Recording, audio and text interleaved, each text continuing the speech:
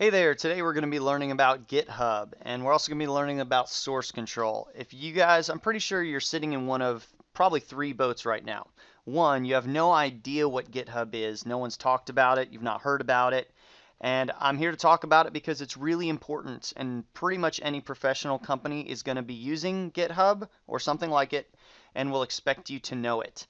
Or you're sitting in boat number two, you've heard about it, you know about it, but you haven't learned it yet. It's kind of been a black box. We're going to make that an easy thing to learn today.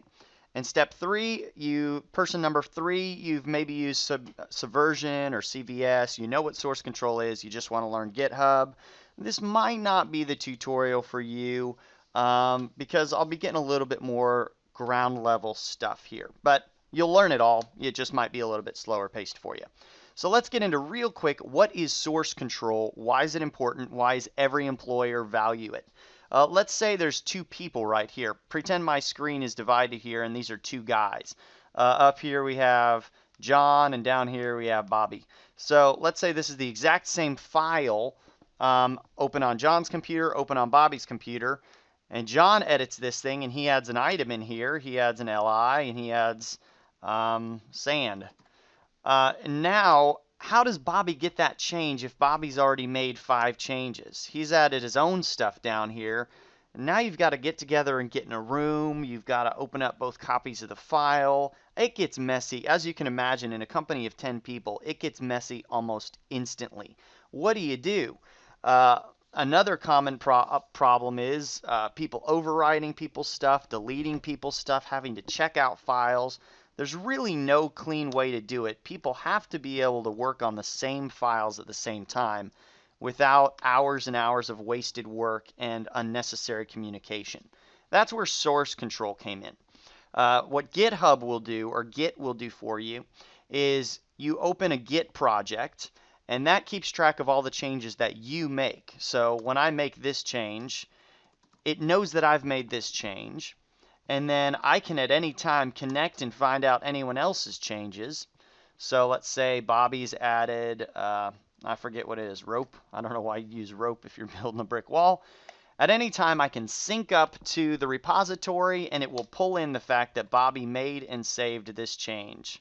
And so then I won't lose any work. It'll just automatically boom, boom, boom, throw in everyone else's changes.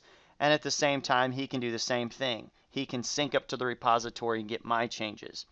Every once in a while, you'll get what's called a merge conflict. And that's when both I have edited this line. I'm going to call it good mortar, and he's going to call this more mortar. And if he saves that, and then I sync up to the repository, it's not going to know who's right. It's just going to know I changed it and Bobby changed it. So I'll get something like this, depending on what kind of source control I'm using. I'll get your version.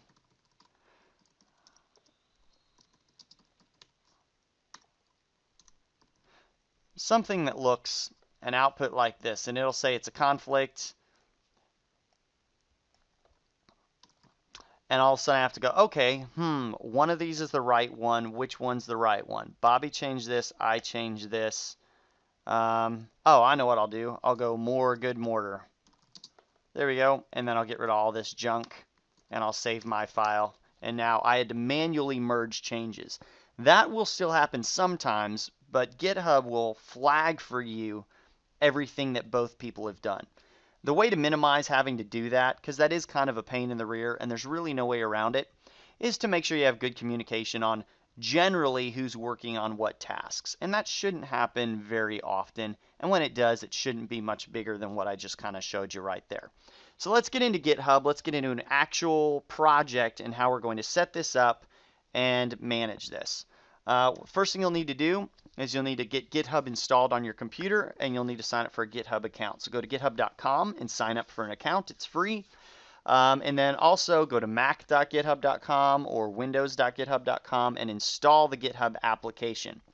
That will take care of everything else you need for you right there. And it will give you a visual application, which I will tell you not to use. So this is the visual application it will give you. It's super easy, really easy to get started, but a lot of employers look down on it because Lots of people use this as a crutch instead of actually learning the command line. The command line is not hard. It's about 5 commands. A lot of people just avoid it like the plague because seeing a black screen freaks them out. But we're going to get past that fear today and have a great time with it. So I'm going to go ahead now and create a new repository. Think of repository equals project, whatever. I already did one called Git Tutorial as a test, so new Git test. So I'm making a repository called new Git test, and the only thing I'm going to check here is initialize this repository with a README. And that allows me to clone it right away. I'll show you what that means. So you see it made a new repository for me called new Git test. I already have my first file, which is called README, and all the README has is this. What the README is it's kind of any instructions you're going to give to people who use this repository. It's automatically displayed when you open up the repository. So all I'm going to do here is I'm going to copy this clone URL. This is what I will use to get it on my machine. Okay, that's all I need to do for GitHub. So now I'm going to use, yes, the dreaded command line. Lots of you guys have been avoiding this because you're terrified of it. You don't know what to do with it. And we're going to get into this today. So if you're on Mac, you only need to know like 3 commands to actually use this thing, and then GitHub's 5 commands. And if you're on Windows, same thing. To open it with Mac, you go to Utilities, Applications, Utilities Terminal. And then to open it on Windows, you're going to go Run and type CMD and hit Enter. So basically, CD is your change directory command. So if I go CD ... I'm going to go up a directory. I just went from Documents into Will, so now I can go CD back into Documents. There we go. I can also go CD ... Now I'm in Users. I can go CD Will Documents. And that's basically CD. That's your first command. And the other one is going to be LS. And that'll show you a listing of all the files in your directory. If you're on Windows, it's going to be dir, unless you have fake Linux Mac commands installed. So you can see I have a few files in my documents thing, not much. What I'm going to do is I want to put the repository in documents, so I'm going to go git clone, and I'm going to paste that URL that I copied. Clone is your first git command. What that does is it takes that repository and it copies the whole thing down and puts it in a folder called by its name. So now if I hit ls, you can see that I have a folder called new git test. So cd new git test and ls. I've got readme.md. That's my only file. Okay, that's about all I'm going to do for now. Let me go ahead and add that folder to my project here. And new git test. There we go. So now I've got my folder. And I can do away with you. You're not necessary anymore. Actually, I'll wait for a second. And what I'm going to do down here is, let's say John Bob does the same thing. He's going to go git clone, not readme.md, this URL. John is also working on our project, so he also is going to clone it. You notice I've cloned it into a different folder. So you can actually have the same folder on your computer in 20 different places. And this one's in my GitHub folder. There we go. So now we both have the repository here. And I'm going to go ahead over here on the top, and I'm going to make a new file. I'm going to save it as new git test. We'll call it index.html. And let's make something here real quick.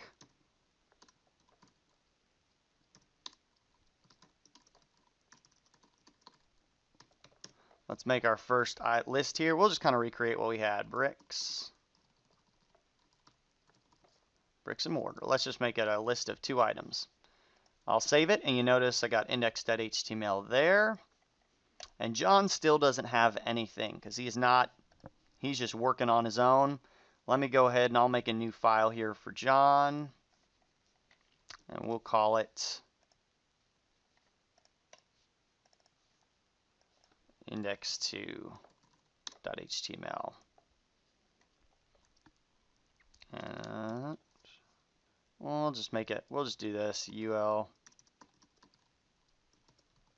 We'll just leave it like that. So John's got index 2, I've got index, and we're both working on the project, and that's all the progress we've made. So here, are you ready? We've got our first git command, which is git clone. That's going to pull any repository in using its URL. Our next git command is git status. So this is going to show us what's different between us and GitHub up in the sky right now. So all that's different now is there's an untracked file. We have created a file called index.html. GitHub has no clue that this file exists. So what I'm going to do right now is I'm going to do git add, which means we're going to add any changes or any new files or whatever by name. So add index.html. So now we've said, okay, put this guy into our project. If I do git status again, you'll notice that it's now a change to be committed. We have a new file, index.html. So now all I have to do is I've added it. I can go git commit, which means I'm locking it in to the repository. Git commit -m means I'm giving it a message, and the message is going to be in quotes, added index.html. There we go. So now it's committed, but it's still on my machine. It's locked into the repository, but it's not synced up to github.com yet. So all we have to do to get it to do a sync is git push. That's going to take anything on our machine and push it up to github.com. So now if I go to github.com and I refresh, you'll notice I have index.html. So there we go. Now it's up there. I'll go and hide this. And so now if this guy here goes git pull, which is, so push pushes up to github.com, and pull is going to pull down from github.com. Whoops, I'm not in the right directory. cd space new git test. Git pull. These commands will only work when you're in the directory of your GitHub repository, because you can have 100 different repositories on your computer. So I did a git pull, and you see it pulled in index.html. Now I've got them both. So now what John's going to do is John's got this guy, and I'm also going to add an item to my list here. Sand. So now if I do git status, I see two things. I've modified index.html, and I have an untracked file myself. So I can do git add index.html, and so you'll see that now if I do git status, the changes for commit are that I've modified this guy. Oops, sorry, wrong one. Changes to be committed, that I've modified this, and I still have an untracked file that's not ready to be committed. So I can do git add index2. Another thing you can do is you can do git add dot, which is going to do everything in your directory, or you can do git add dash capital A, which is going to do git add all. So I'm going to do git add A. And now if I do git status, you see that I've got two files ready to go. One that's modified, one that's brand new. And I'm going to do a terribly generic git commit, which is a bad idea, made changes. That's not useful to anyone, but oh well. So I've added, committed, I'm going to push, and now over here I'm going to pull, git pull. But before so git pull, there we go. And so now I've noticed I've got index 2, and my index 1 automatically has all the updated changes. If 5 different people were working on these files and I did a pull, it'd get everybody's changes as long as they pushed them up. So that's kind of how it works. You'll notice the commands aren't too bad so far. We've got git status, git add, git commit, git push, git pull. And that's kind of your basics into GitHub. There's about 10 commands in total. If I just type git, it'll show me kind of all the commands that I can use and kind of what they do. And that's pretty much the beginning of GitHub. So let's talk about a little bit about workflow.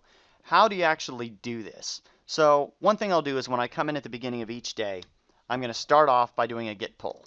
I want to make sure I get everybody's updates from all, last night, the rest of the day. Hey, already up to date. Great. I'm going to make my changes. This isn't mortar anymore. It's now called, I don't know, something else. Quickcrete. I think that's how you spell it. Made that change, da da da da da. And so now I'm ready to push my changes up. I'm going to add everything.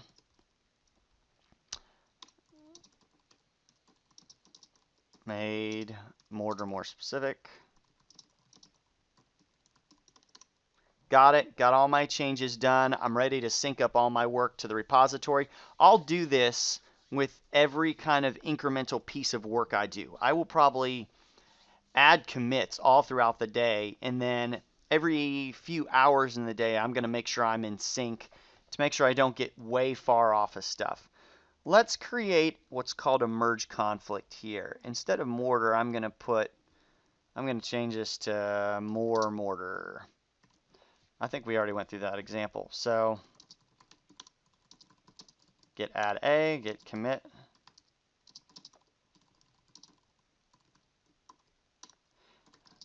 Let's say down here on the bottom, what's this guy's name again? Bobby. Bobby just made a change on a line that I made a change on. And so now when I do a git pull, it says conflict, merge conflict in index.html. You have to fix the conflicts and then commit the result. Basically, you've both changed these lines, and at first this looks like crazy freaking out. What the heck do I do with this? All it's telling me is head, which is what I'm on. We made this change to this line, and somebody else made this change. So what do we do about it? I'm not smart enough to know. You've got to figure this out. It's not too bad. I just look at the two lines and say, okay. He was adding more, which is our company's way of saying we need to get more than one. So I'm just going to do more quickcrete. I'm going to kind of manually merge those lines together.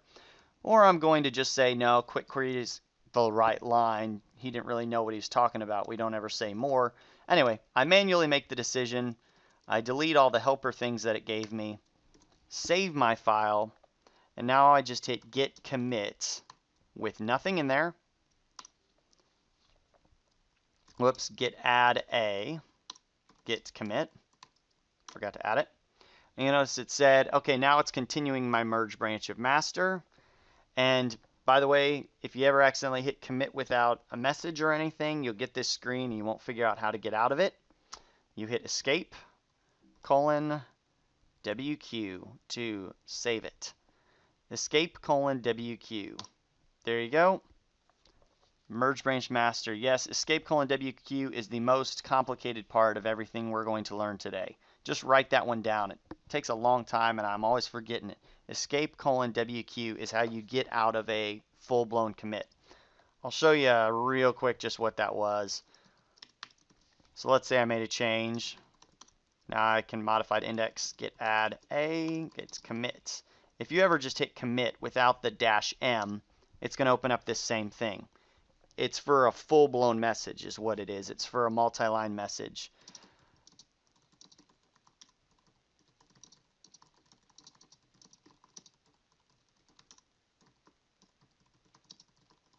There you go. So that's kind of what that was. It was like a multi-line commit message. Once again, escape, WQ, enter. And there you go, git push. And now he can do a git pull. He can find out that I've deleted that line. There you go. And that is your intro to GitHub. Once again, git commit, git add a, git push, git pull. That's about it. Have a great day.